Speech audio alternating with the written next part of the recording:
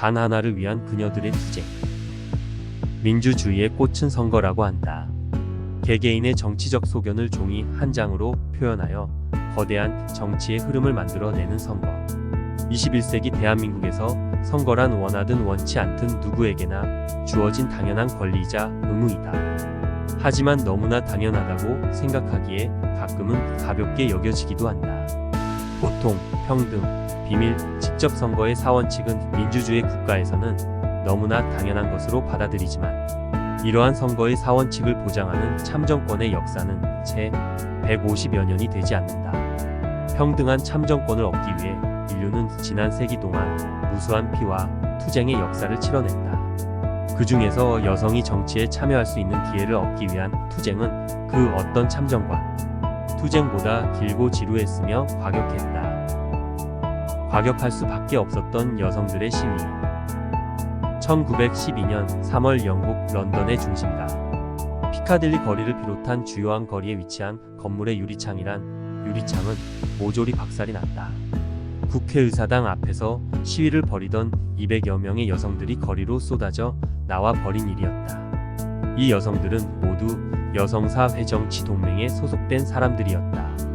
이들이 주요한 건물의 유리를 깨며 주장한 것은 여성의 정치 참여를 위한 권리 획득, 즉 참정권 획득이었다. 여성사회정치동맹의 참정권 운동은 10여 년째 계속되었지만 영국 정부로부터 아무런 화답이 없었다. 울분에 찬 여성들은 점점 더 과격하고 파괴적으로 변해갔다.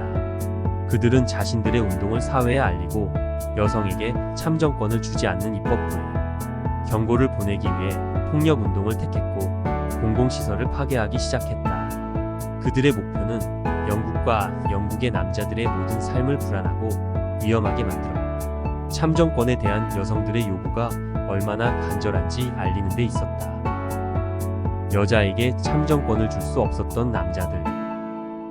빅토리아 시대의 민주주의의 효시이며 꽃이라고 불린 영국 정부의 민주주의는 남성들, 그것도 돈이 있는 남성들을 위한 것이었다.